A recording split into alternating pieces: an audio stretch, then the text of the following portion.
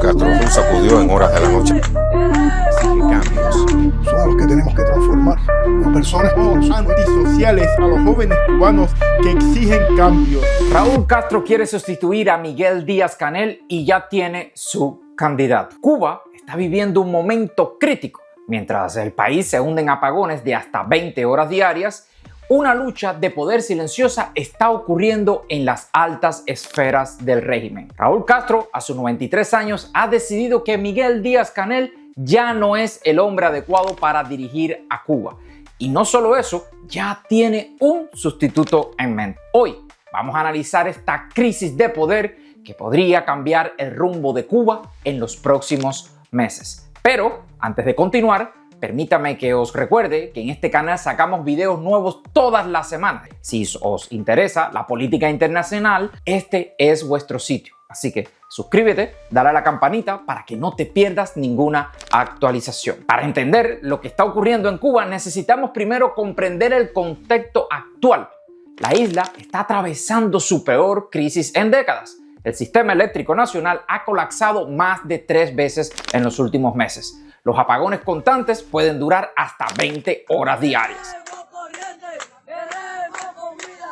Las redes sociales difundieron imágenes de una protesta en la barriada de Javaquito en Bayamo. Según denuncias, la policía cortó el paso del puente sobre el río para impedir que los vecinos de esta localidad llegasen hasta el centro del pueblo. El pie de foto de la imagen muestra que fue tomada a las 8:36 de la noche. La economía cubana se contrajo en el 1.9% al cierre del 2023. Y esto, según datos oficiales, el PIB lleva 4 años debajo de los niveles previos de la pandemia. Y en medio de todo esto, el propio Miguel Díaz-Canel ha tenido que reconocer públicamente el fracaso de sus planes. Los resultados que logramos hoy no satisfacen las necesidades de la población, admitió en un comité, un congreso de estos que hace el Partido Comunista de Cuba. Pero lo más interesante no es lo que dijo, sino lo que está pasando detrás de cámara.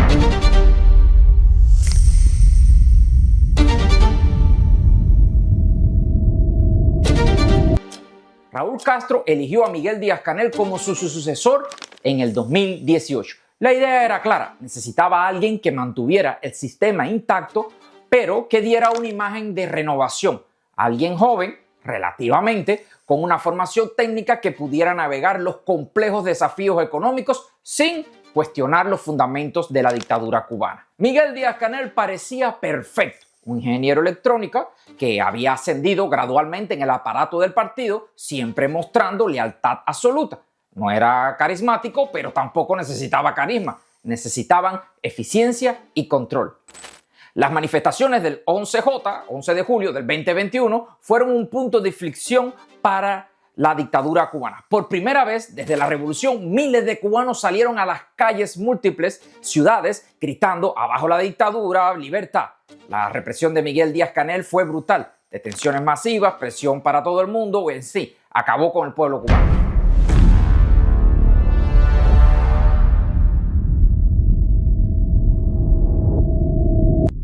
Pero hay otro factor que pudiera estar acelerando los planes de Raúl Castro para sustituir a Miguel Díaz-Canel. Recientes escándalos que rodean al actual presidente, pongo entre comillas, y a su esposa, Liz Cuesta, conocida irónicamente en las redes sociales como la Machi o la primera dama. Ha sido vista con relojes carísimos, gafas caras y muchos dólares. Todo esto mientras el salario mínimo en Cuba son de unos $20 mensuales. Esta desconexión entre la realidad del pueblo cubano y la vida de la nomenclatura no es nueva en Cuba, pero se ha vuelto más evidente y provocativa bajo el mandato de Miguel Díaz-Canel. Miguel Díaz-Canel participó en una fastuosa subasta en La Habana. El evento tuvo lugar durante la clausura del Festival del Habano, una celebración de lujo que contrastó notablemente con las penurias que viven los cubanos. Díaz-Canel fue captado por las cámaras disfrutando de un puro mientras participaba en la subasta de un humidor de lujo. Se vendió por la increíble suma de 4.600.000 euros. Estos escándalos no están solamente dañando la imagen del régimen, sino que representan un riesgo para la estabilidad del sistema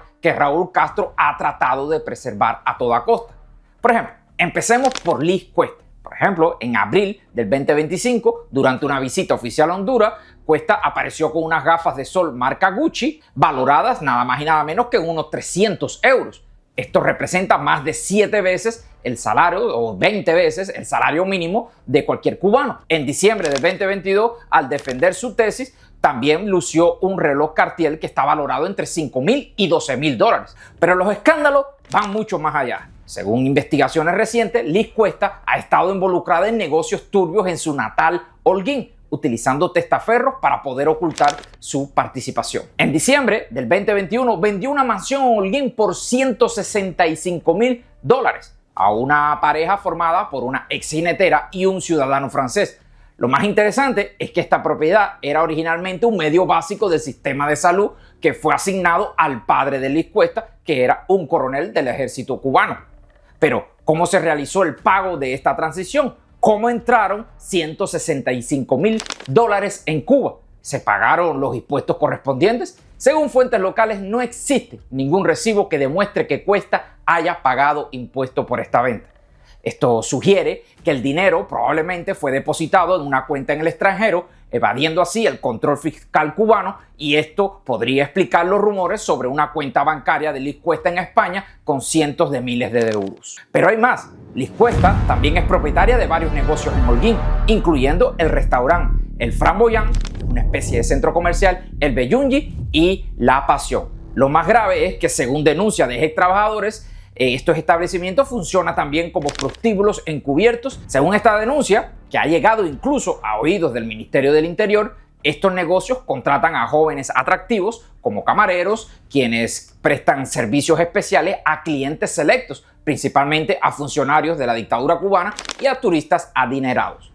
Lo más preocupante para el régimen es que, según estas mismas fuentes, estos encuentros son grabados secretamente, creando así un potencial material de chantaje contra figuras importantes del gobierno, nosotros decimos dictadura, y el partido.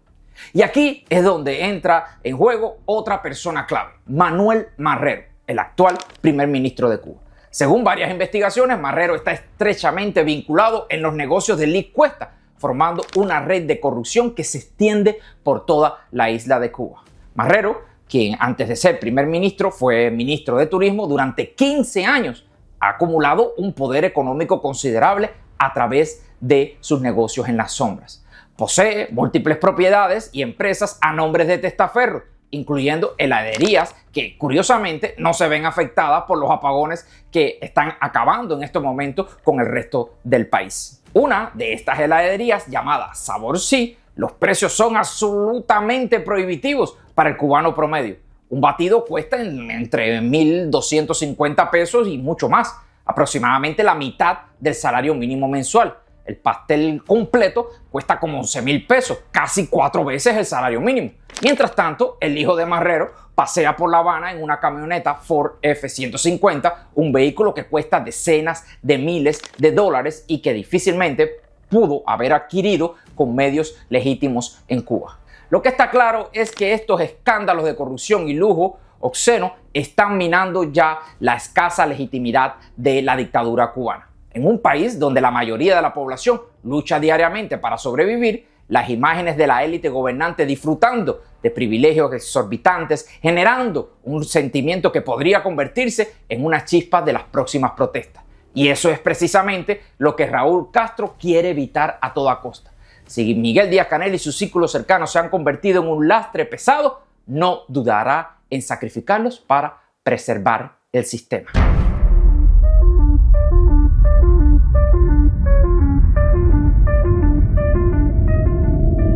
Aquí es donde entra en escena Roberto Morales Ojeda, el hombre que Raúl Castro está posicionando como un posible sustituto de Miguel Díaz-Canel.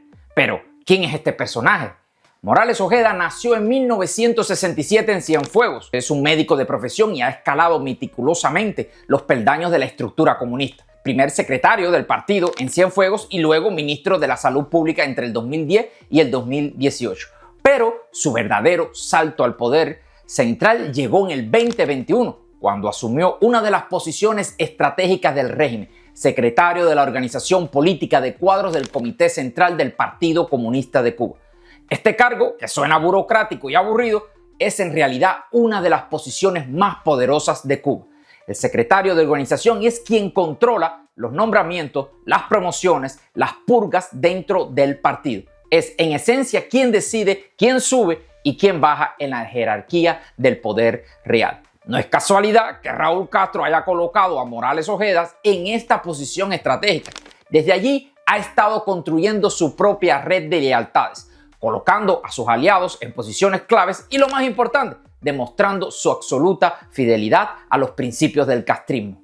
A diferencia de Canel, que ha intentado inyectar una imagen más moderna, recordemos los intentos de ser cool en las redes sociales, Morales Ojeda representa un regreso a la ortodoxia. No tiene carisma, no busca popularidad, no intenta conectar con las nuevas generaciones, su único objetivo es mantener el sistema intacto, cueste lo que cueste. Y eso es exactamente lo que Raúl Castro busca en este momento crítico. Alguien que garantice la continuidad del régimen sin experimentos peligrosos.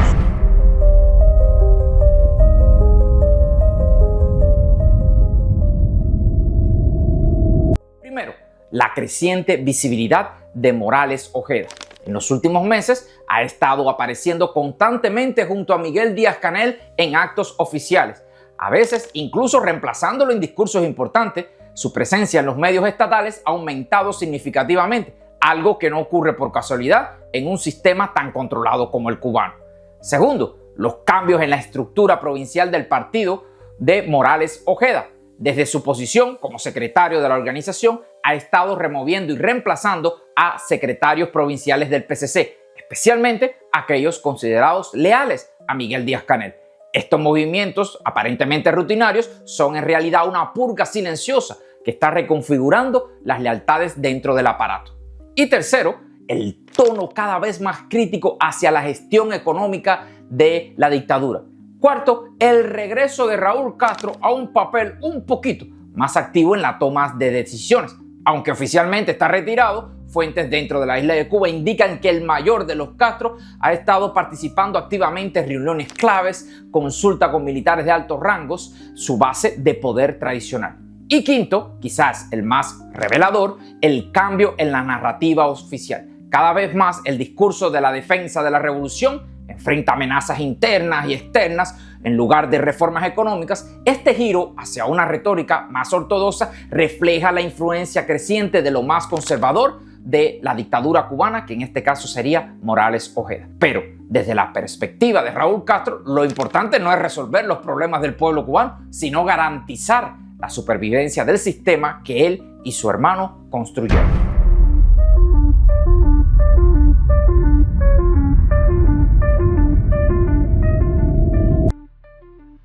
Ante este posible relevo de liderazgo cubano, tiene importantes implicaciones internacionales, especialmente en un momento de la reconfiguración geopolítica en Latinoamérica.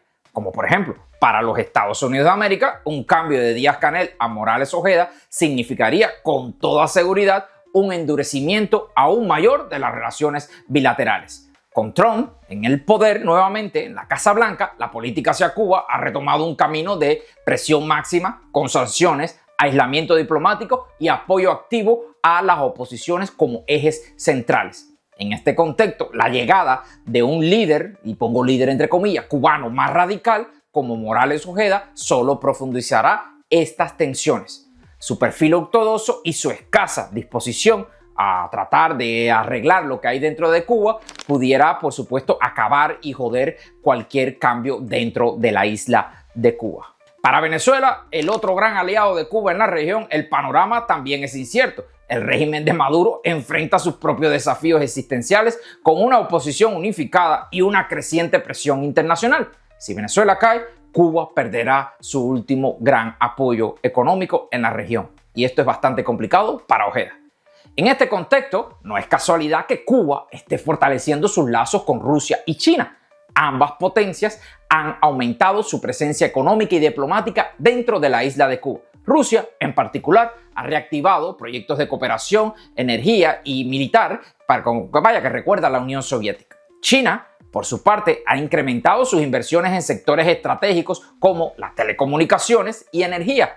El gigante asiático va a Cuba como una punta de entrada para expandir su influencia en el Caribe, justo en el patio trasero de los Estados Unidos de América. Así que un liderazgo más ortodoxo bajo Morales Ojeda probablemente aceleraría este giro hacia el este, alejando aún más a Cuba de la posibilidad de normalizarse con el occidente. Sin el aura mítica de los barbudos de la sierra, el régimen depende cada vez más de la represión pura y dura para mantenerse en el poder. Y esto es una estrategia con fecha de caducidad. Para el pueblo cubano, lamentablemente, esto significa más de lo mismo: escasez, apagones, represión y falta de libertad. La sustitución de Miguel Díaz-Canel por Ojeda, si llega a concretarse, sería simplemente un cambio de rostro para mantener intacto el sistema. Pero las historias nos enseñan que ningún régimen, por más control que ejerza, puede detener indefinidamente a las fuerzas del cambio. Y en Cuba, esas fuerzas se están acumulando día a día. ¿Y usted qué opina? ¿Creen que Raúl Castro logrará imponer a Morales Ojeda como sucesor de Miguel Díaz-Canel? ¿O estamos subestimando la capacidad del viejo líder para seguir controlando los hilos de poder? Déjame aquí abajo sus comentarios y vamos a debatir este tema que sin duda marcará el futuro inmediato de Cuba. Si te ha gustado este análisis, no olviden dejarme tu like al video y suscribirse a nuestro canal de YouTube. Recuerden, este es el mundo de Darwin, donde tratamos de ir más allá de los titulares para entender las dinámicas profundas de la política cubana y la política internacional. También, si a usted no le queda mucho, los invito a ver otros análisis sobre las crisis energéticas, la corrupción de la Machi, que te voy a dejar una cartica por aquí arriba para que la puedas ver, que ha llevado a Cuba a donde lo hemos llegado. Aparte, te voy a dejar algunos enlaces aquí abajo. Mi nombre es Darwin Santana, este es su canal de YouTube El Mundo de Darwin, así que nos vemos en un próximo video. Chao.